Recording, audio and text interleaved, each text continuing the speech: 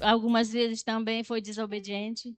A Bíblia diz que nem tudo foi escrito do que aconteceu entre Jesus e os discípulos, senão não cabia nesta palavra onde nós estudamos. Então foram muitas experiências a qual Pedro participou com Jesus e os outros discípulos. E Pedro, ele amava Jesus. Ele queria estar sempre com Jesus. Pedro, ele não queria que Jesus fosse morto. Quando Jesus dizia que ele estava ali preparando, que ele iria morrer, ele dizia: não, você não vai morrer, eu não vou deixar ninguém lhe matar. E Jesus teve um dia que repreendeu a Pedro, porque ele disse: para trás de mim, Satanás. Não que ele estivesse repreendendo, chamando Pedro de Satanás. É porque o inimigo ele estava ali usando a Pedro. Tinha que acontecer que Jesus viesse a morrer para que hoje nós estivéssemos aqui. Para que hoje nós estivéssemos glorificando ao Senhor e transmitindo uns para os outros aquilo que o Senhor ensinou. A Bíblia diz que a palavra ela se renova todos os dias. Naquele tempo era Pedro e os seus discípulos. Hoje somos nós. Muitas das vezes nós nos sentimos incapazes de fazer algo a qual o Senhor coloca nas nossas mãos. Eu tenho medo, eu não consigo, eu fico nervosa, eu vou me tremer, eu vou gaguejar. Acontece.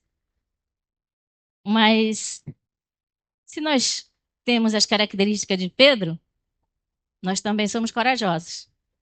Nós também somos inteligentes. Embora muitos não tenhamos estudos, não tenhamos cultura, mas nós somos corajosos. Ano passado, esse tempo, foi mês de abril, a Natália veio para cá, mês de março. E no mês de abril nós viajamos. Foi bom para nós porque a saudade amenizou, né? Não ficamos ali naquele ambiente sentindo a saudade. E nós viajamos para o Ceará, onde mora a família do meu esposo. A minha cunhada estava doente de câncer. E nós viajamos para lá. Meu esposo dizia: eu quero ver a minha irmã. Não sei se ela já vai partir, mas eu quero pelo menos me despedir. E eu gostava muito dela. Então nós fomos. Só que nós fomos assim, fomos passear, visitar, talvez nos despedir da minha cunhada, né, da irmã dele. Só que quando nós chegamos lá, o primeiro dia, ela disse assim: hoje nós vamos orar. Ela não era evangélica. Hoje nós vamos orar. Eu, misericórdia. Eu nem vim preparada para isso. Eu vim visitar. Eu vim matar a saudade. Amém. Vamos orar. Foi eu, meu esposo, o meu filho de 15 anos e a minha netinha de 6 anos. E nós nos reuníamos todos os dias, 6 horas, eu, ela, o esposo dela e uma vizinha. E nós orávamos. No outro dia ela dizia assim: já vai dar 6 horas, vamos orar. E no outro dia de novo, e no outro dia de novo, eu digo: meu Deus, o que o Senhor quer de mim? Por que o Senhor fez isso comigo? E no 12º dia, nós oramos, nós líamos a palavra, né? O meu esposo, ele não é muito ainda não está firme assim em fazer a obra, em tomar essas atitudes no ministério, né? E ele só me acompanhava. E no 12º dia, nós cantamos um louvor, além do Rio Azul, né? Da Voz da Verdade. Lá do nosso jeito, nós não somos que nem o meu genro, o Tiago, né? Mas a gente ia arranhar um pouquinho. E a minha netinha tinha ensaiado no final do ano, ela tinha participado de um coral e cantaram esse louvor. E nós cantamos esse louvor. Eu não imaginava que aquele louvor seria uma mensagem. Porque no meu entendimento foi uma mensagem. Ali para o coração da minha cunhada. Porque naquele dia ela se entregou ao Senhor. Ela aceitou a Jesus como Salvador da sua vida. Foi uma alegria ganhar aquela alma para Jesus, ela ter ali se rendido aos pés do Senhor, porque a Bíblia diz que quando uma alma se rende aos pés do Senhor, há festa no céu, que o maior milagre na vida é uma alma se render aos pés do Senhor. E nós ficamos felizes por ela. E com uma semana depois que nós voltamos, ela veio a falecer. Eu louvo a Deus porque ela conseguiu a sua salvação. Por que que eu falo isso? Porque o Senhor ele nos deu esse ministério, essa responsabilidade. Quando ele diz aqui, quando ele pergunta a Pedro se Pedro amava ele, e Pedro diz que sim, e ele diz: apacenta as minhas ovelhas. Irmã, só quem tem rebanho é o pastor. É ele que tem que cuidar das ovelhas. Não, somos nós. No momento em que nós nos alistamos para esse exército de Cristo, o Senhor nos entregou essa autoridade, essa responsabilidade de cuidar das suas ovelhas.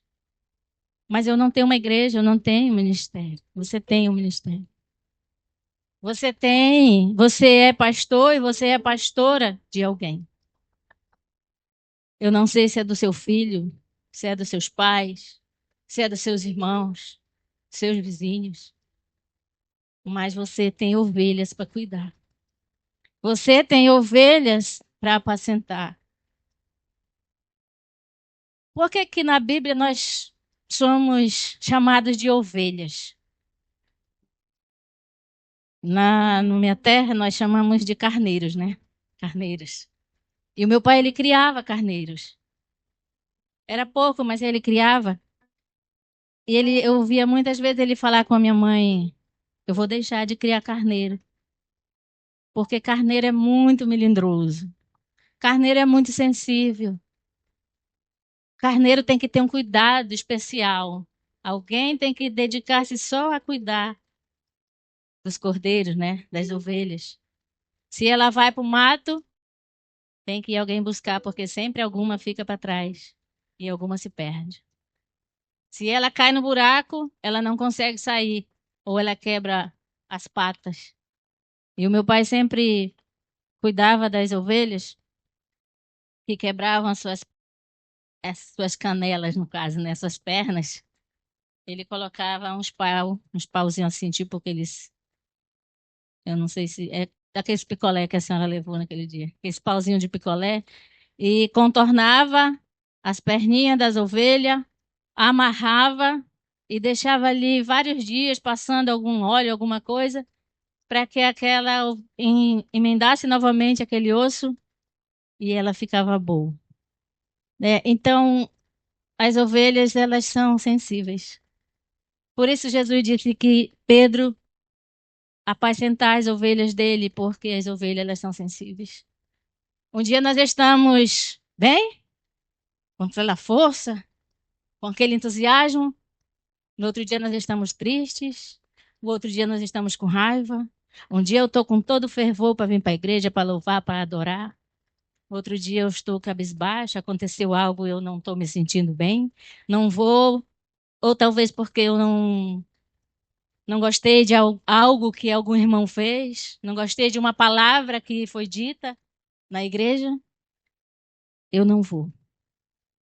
É o natural do ser humano. Nós somos seres humanos pecadores, falhos, como Pedro.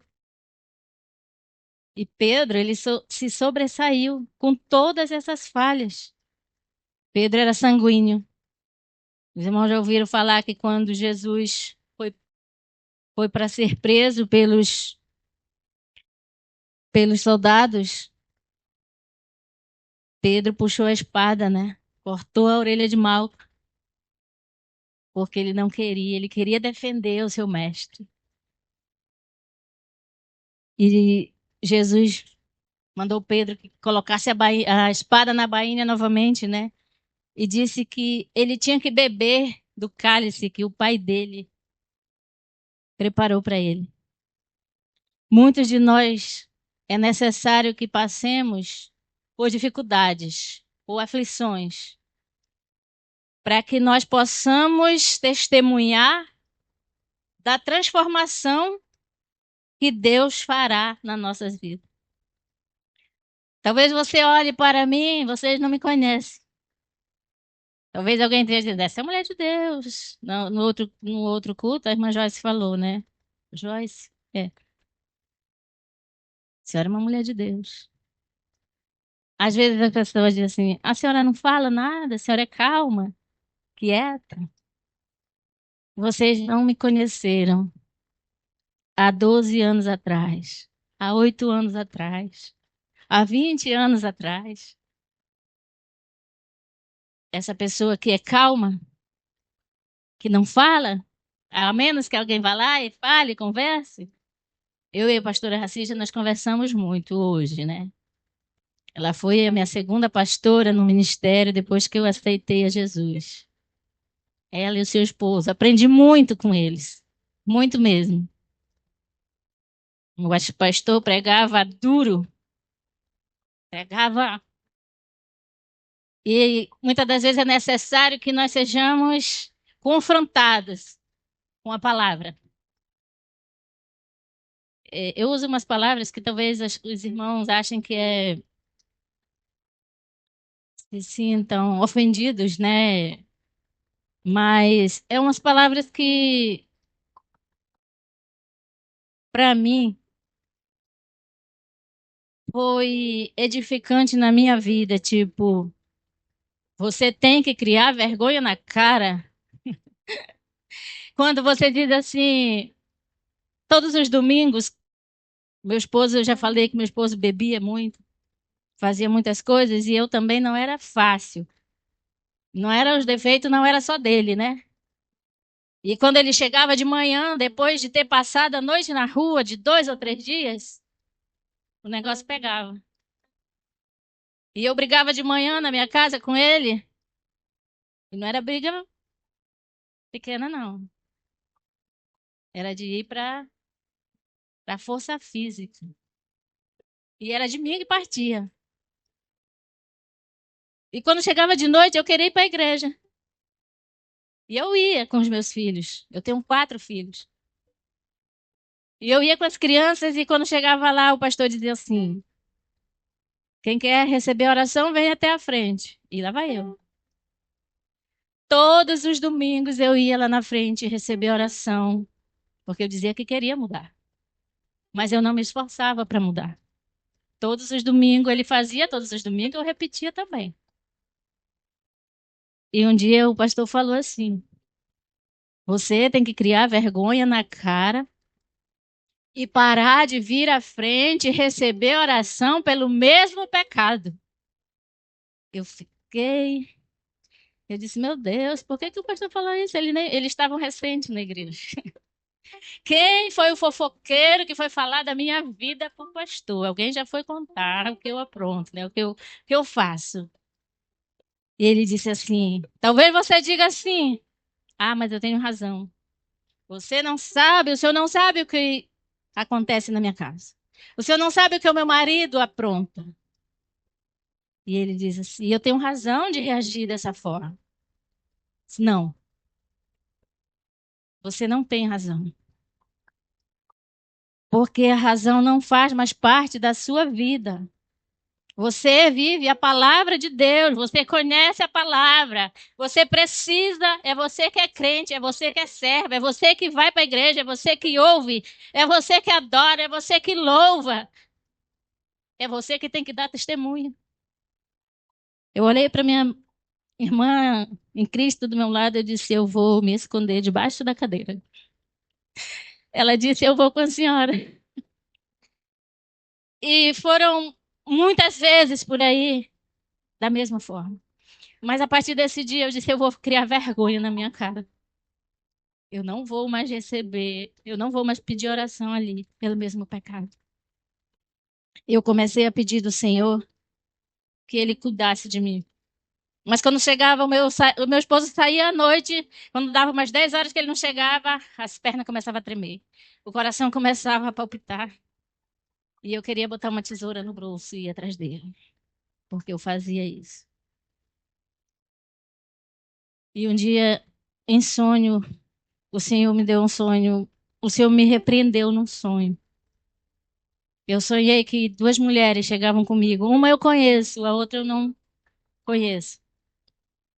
E onde ela dizia assim, nós nos reuníamos na minha cozinha e ela dizia para mim assim, ela gritava, ela bradava, por que que tu contendes e tu briga com teu marido? A minha graça te basta. Deixa que dele cuido eu. Aleluias. Eu me acordei aos prantos naquela noite e eu disse, Senhor, eu quero mudar. Eu não quero mais envergonhar o teu nome.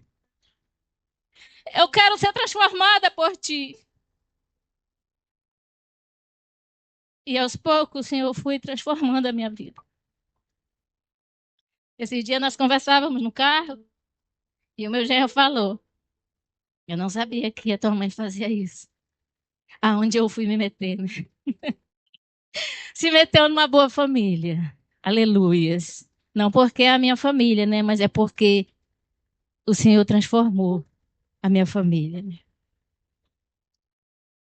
Pedro, como eu e você, tinha as suas dificuldades, teve as suas frustrações, mas Pedro reconheceu que Jesus era o Cristo, o Salvador do mundo.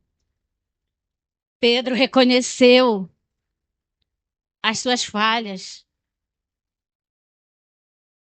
e abriu seu coração para que fosse tratado, para que fosse curado pelo Senhor.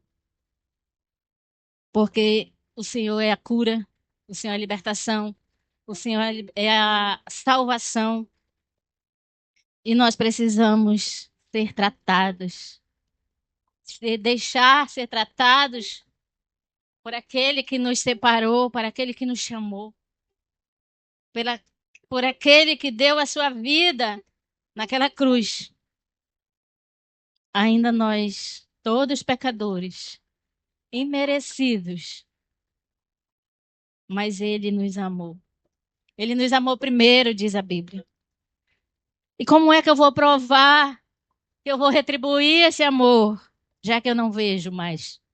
Jesus não está mais aqui conosco, de corpo presente. Quando ele disse: eu vou voltar para o meu Pai, mas o Espírito Consolador, vai vir outro que vai ficar no meu lugar, né? Outro, o Espírito Consolador. E ele fará as mesmas coisas que eu faço. Eu vou cuidar de você. Eu vou proteger você. Eu vou ensinar você. E ele deixou. E muitas das vezes nós nos sentimos incapazes. Não sei fazer. Não quero fazer. Eu não consigo. Eu quero dizer para você que você consegue. Que nós somos sim capazes. Que nós não podemos nos limitar se submetendo a ser inferior.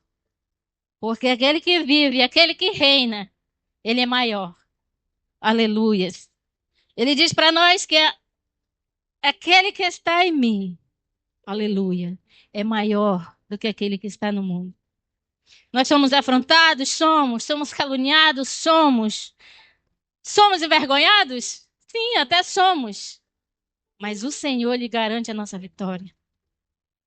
Os pescadores, eles não tinham pescado nada. Passaram a noite inteira pescando, jogando a rede. E não tinham pescado nada, nem um peixe. Mas Jesus falou para eles: joga a rede do outro lado. E Pedro disse: sobre a tua palavra, eu vou jogar a rede. É sobre a palavra do Senhor. Se o Senhor diz, vai, que eu te ajudo, nós temos que ir. Se ele diz assim, ora no enfermo, determina a cura, nós temos que orar. Se ele diz, prega a palavra, que eu o salvo, nós temos que pregar. O nosso compromisso é pregar a palavra, é falar do amor de Jesus, é fazer o ide dele. Porque nós não perdoamos pecado, mas o Senhor perdoa. Mas alguém tem que falar, alguém tem que se dispor, alguém tem que ser um instrumento para que o Senhor venha usar, para que o Senhor venha cuidar. Quantos de nós estamos cuidando das ovelhas que o Senhor tem entregue nas nossas mãos? Como eu estou cuidando da ovelha que o Senhor me deu? Como eu estou cuidando da minha ovelha, que é o meu filho, que é a minha filha?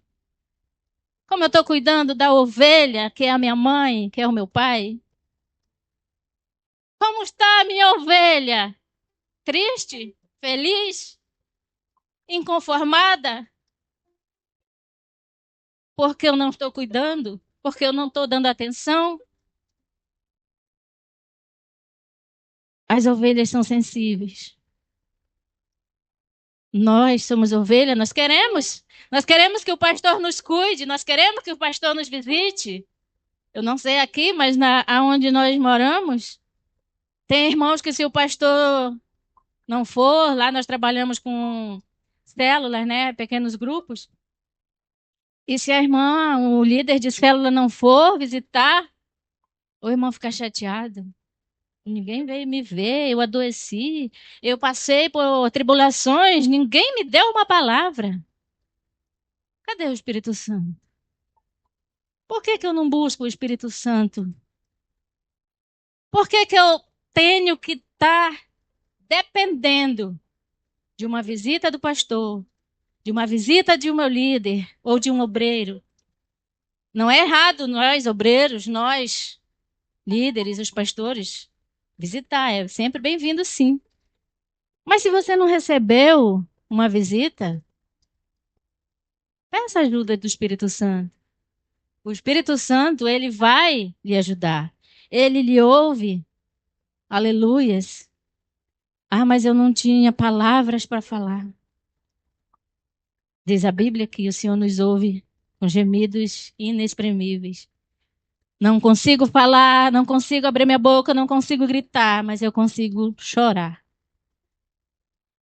A minha líder falava para mim assim: todas as tuas lágrimas, porque eu sou chorona. Eu choro de raiva, eu choro alegre, eu choro triste, eu choro por tudo. E na época eu chorava muito de raiva, triste, decepcionada. Eu digo, na minha casa, eu disse, se eu criei meus 3 primeiros filhos, eu digo que criei sozinha, porque eu não tinha o apoio do meu esposo. Inclusive, o meu filho mais novo diz para as minhas filhas, diz assim, eu não tenho culpa se vocês não tiveram um pai. Eu tenho um. Hoje eu louvo a Deus pela vida do meu esposo.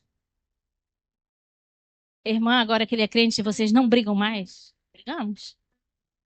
Mas hoje a faca não rola mais. As panelas não rolam mais. Porque o Senhor, ele transformou a minha vida. Eu passei 12 anos orando, pedindo a Deus que transformasse meu esposo, que salvasse ele, que eu precisava da ajuda dele com os nossos filhos. E um dia eu ouvi um testemunho de uma irmã e ela disse assim: eu orei 11 anos para o meu esposo aceitar Jesus. E eu estava lá, nova convertida, eu disse: tá doido. Eu que não vou orar 11 anos para ninguém. Eu que não vou perder meu tempo de orar todo esse tempo. Só que quando nós aceitamos a Jesus, não somos mais nós. É Cristo em nós, é da forma que Ele quer, é do jeito que Ele quer. E eu imagino que o Senhor estava ouvindo eu falar daquilo e Ele disse assim, não vai orar 11 anos, mas vai orar 12. Porque não é do teu jeito, é do meu jeito. É da forma que eu quero trabalhar e não da sua forma.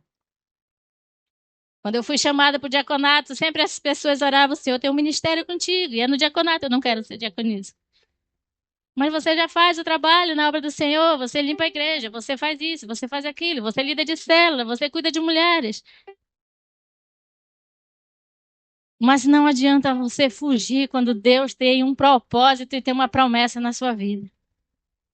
Eu fugia de todas as formas, eu chegava atrasada na igreja, eu faltava nos cultos, só para o pastor achar que eu era irresponsável e não me separar para a obra do Senhor. Mas quando o Senhor quer fazer, ele tem os seus métodos, ele tem os seus meios. Eu posso fugir, eu posso me esconder, mas a palavra diz que até no fundo do abismo o Senhor, ele me vê, na escuridão, nas trevas, e se ele tem um propósito na minha vida, não adianta eu fugir. E o Senhor um dia usou uma serva, um outro dia usou outra serva, de ministério diferente. E eu não, como eu falei, eu não sou de conversar, é de contar as minhas coisas para os outros.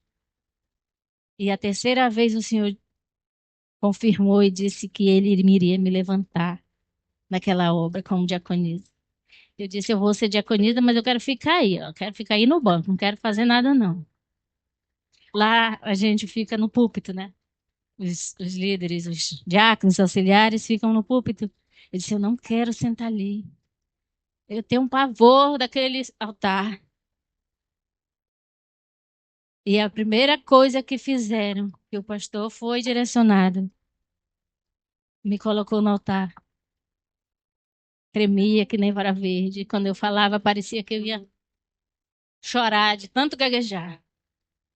Mas o Senhor ele vai cuidando, ele vai lapidando, ele vai lavando com seu sangue. Aquilo que nós fazíamos de errado, nós vamos consertando, porque o Senhor ele vai nos direcionando. Porque quando nós andamos com Cristo, quem anda com Cristo tem transformação de vida. Quem anda com Cristo é transformado. Aleluias. Às vezes nós queremos ser crente, só crente. Eu queria ser só crente. Eu não bebia, eu não fumava, eu não ia em festa. Estava boa para ser crente. Mas o Senhor não me queria só como crente. Ele queria como serva. Ele queria que eu fizesse a obra do Senhor. É uma responsabilidade? É. Mas aquele que te enviou, ele garante a tua vitória. Assim como ele garantiu a vitória, como ele supriu a necessidade desses pescadores que estavam ali pescando, procurando algo para sobreviver. E o Senhor transformou tanto a vida de Pedro e viu o quanto Pedro foi transformado, que ele confiou de entregar as suas ovelhas para que Pedro apacentasse, para que Pedro cuidasse. Aleluia. Na nossa vida não é diferente. Deus quer que nós cuidemos das nossas ovelhas. Deus quer que nós apacentemos as nossas ovelhas, que nós amemos as nossas ovelhas. Aleluia. As nossas ovelhas não, perdão, as ovelhas dele, né? Porque as ovelhas não são nossas. As ovelhas não é do pastor. Ele cuida de um rebanho.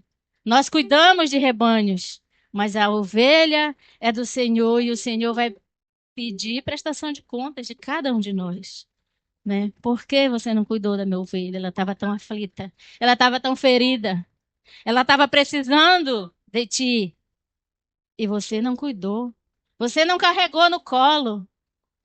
Tem um cajado e as pessoas acham que aquele cajado é para bater nas ovelhas, é para tocar elas pro curral, mas não é. O cajado é para você pegar as ovelhas, colocar no colo e cuidar delas e curá-las quando elas estão feridas. Porque lá na frente elas irão cuidar de outras ovelhas também. Amém? Uma vez eu fui orar com a minha irmã, ela estava doente, e eu disse para ela assim: vamos fazer uma campanha. Vamos fazer uma campanha de 7 sexta-feiras. E foi a primeira, a segunda, a terceira e não foi fácil. Mas na última sexta-feira, eu disse, hoje eu não vou. O negócio apertou. No quinto dia de campanha, era só eu e ela. O Senhor não permitiu que ninguém fosse conosco. Eu convidei outras mulheres. Convidei um irmão meu e o meu irmão também não foi. E na quinta-feira que eu fui, ela estava pior do que os outros dias, quando nós começamos. E eu disse, meu Deus, o que que eu estou fazendo? Eu estou perdendo meu tempo porque não está acontecendo nada. E eu lembrei daquela passagem onde Naamã teve que mergulhar 7 vezes no Jordão para ser curado. E eu lembrei dessa passagem. E ele só foi curado no 7º mergulho, no 7º mergulho. E o Senhor falou no meu coração, continua. E eu continuei. No 7º dia eu disse, hoje eu não vou. Eu vou ligar para minha irmã e vou dizer para ela que eu não. Eu vou só na outra sexta. Eu fazia salgado na minha casa, eu vendia. E eu estava trabalhando da tarde, onde de repente caiu uma mensagem no meu celular. E eu parei o salgado e abri a mensagem, era um áudio da Natália. E eu abri o áudio. Ela dizia assim, mãe, eu achei esse louvor parecido com o Senhor. Eu, curiosa, digo, vou abrir que louvor é esse, né? Eu amo esse louvor. É o louvor da Sara Farias que fala assim, apesar das feridas, apesar das decepção, eu eu te chamei, apesar do passado, apesar das desilusões, eu te chamei, eu te chamei. Deixa eu te usar para curar. Deixa eu te usar para salvar. Enquanto eu te uso, eu cuido de tudo que te faz chorar. Aleluia, Jesus. E eu ouvi esse louvor, eu chorei tanto, e eu disse, Senhor, amanhã eu vou terminar a campanha na casa da minha irmã. E eu fui. A campanha foi tão boa que eu saí da casa dela, era meia-noite. Mas ao término, ela disse, ela me entregou um pacote e ela disse assim: obrigada por tirar um tempo, por doar o teu tempo para me ajudar. Obrigada por cuidar de mim. Ela é logo depois de mim, é minha irmã de sangue. Ela disse: obrigada por cuidar de mim. E eu quero profetizar na tua vida que o Senhor faça na tua vida e que Ele faça acontecer tudo aquilo que você pede para Ele, que venha se cumprir na tua vida. E dentro daquele pacote tinha um livro, O Poder da Esposa que Ora. Tinha uma toalha de banho com o meu nome e um vestido. Mas o que ficou gravado na minha mente foram as palavras que ela me disse. Isso foi mês de agosto. Agosto para setembro, nós estávamos num congresso de mulheres. E eu fui para casa, terminamos a campanha, para a glória de Deus, o Senhor curou. Ela estava com depressão e o Senhor a curou. E passou setembro, e veio outubro, e o meu esposo, lá eles fazem um seminário, um encontro com Deus. E o meu esposo foi para esse encontro com Deus. E nessa vinda do encontro, o meu esposo veio convertido. E eu nunca me esqueci das palavras que ela profetizou na minha vida. Então, quando o Senhor colocar no teu coração e pedir que você faça, faça, porque Ele tem vitória para te dar. Amém? Então, é a palavra que o Senhor colocou no meu coração. E eu agradeço a oportunidade, em nome do Senhor Jesus.